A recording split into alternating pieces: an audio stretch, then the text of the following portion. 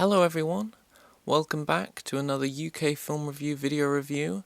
My name's James Leroyd and today I'm going to be talking about a short film called Boss of the Ballet.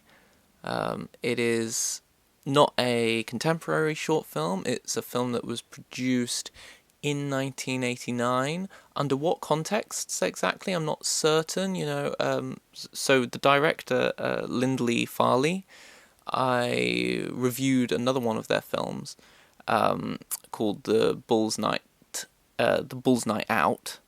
I believe that one was called. Let me just check. The Bull's Night Out. Yes, that was a feature film, not a short film.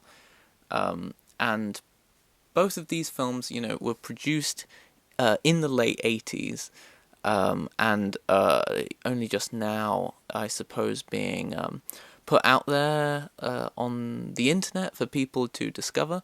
I'm not sure if they were originally TV movies or if they were always meant to be, films or theatrical or what have you. I'd love to know a bit more. But this is another fantastic film. I was a big admirer of Bull's Night Out, which told a story of police corruption and brutality.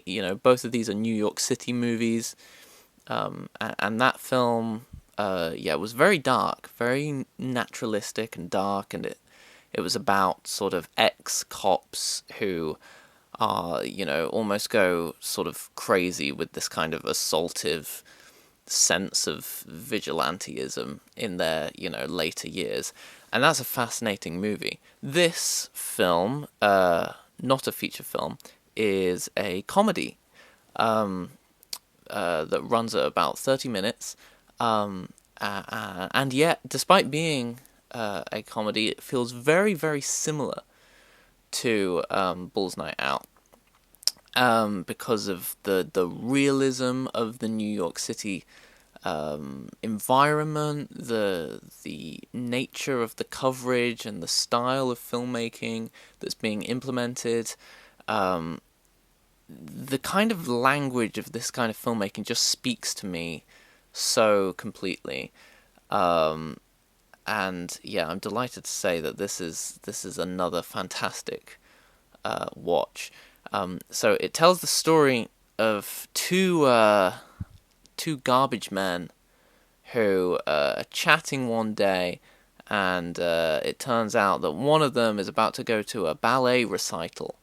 And the filmmaker plays with you a little bit. The other garbage man, almost starts to ridicule the other, and you think, okay, we can sort of see where this is going. But no, sir, it does not go in the direction you think it's going to go. One of the characters shows the other how to do certain ballet moves. They both get into it, and they realize, actually, no, we want to show off these ballet moves at our next kind of recital talent show. Let me check what it's called. It's called the Sanitation Talent Contest. That's what they're preparing for, which is just very funny, inherently very funny, but almost very sweet as well. But then it also doesn't go there where you think it's going to go, because the one thing that they don't have that they need is some kind of musical instrument to accompany their performing. So they decide that they should, the wife of one of the characters has given away this instrument. It's a wind instrument. I can't remember the name of it.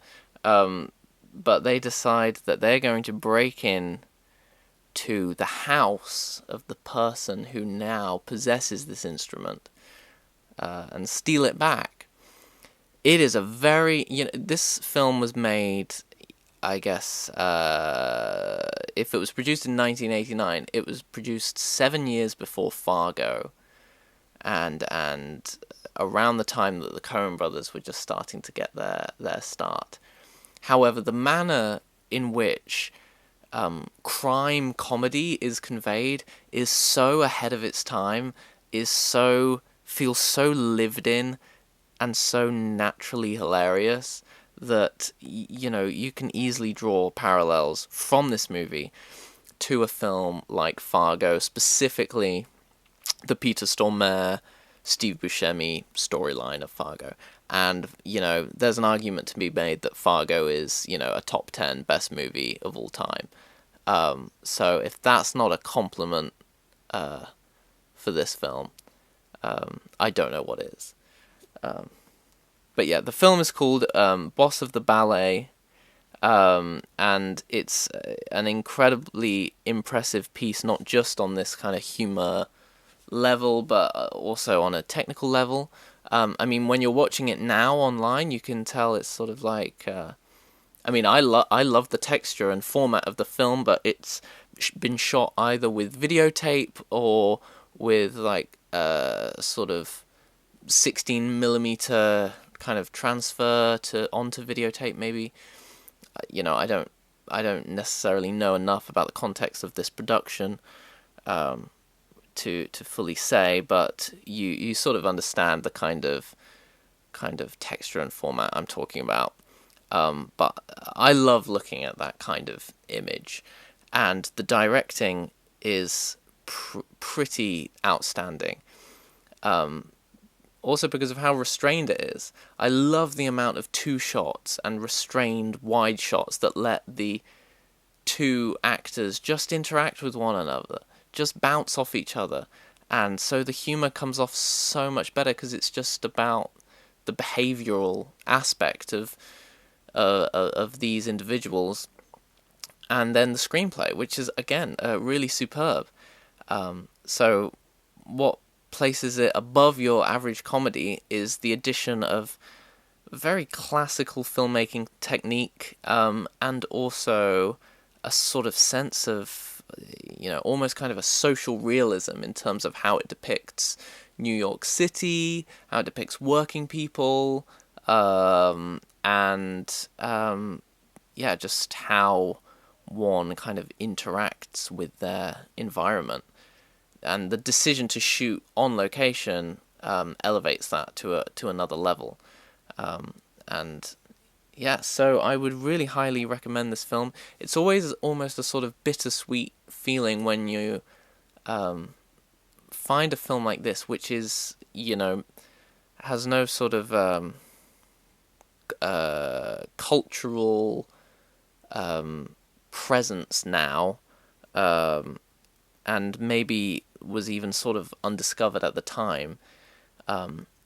And you sort of wish, God, I wish that films like these just had a bigger fan base, had a bigger sort of body of support.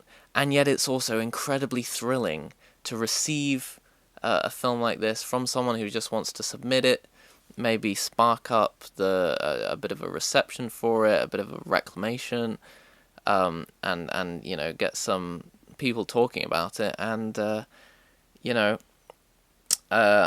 think that this is a genuinely terrific piece of work, and I recommend that everyone go watch it. And yeah, Lindley Farley, I'm starting to believe that this person may be one of the great undiscovered filmmakers, because this and Bull's Night Out are really top level pieces.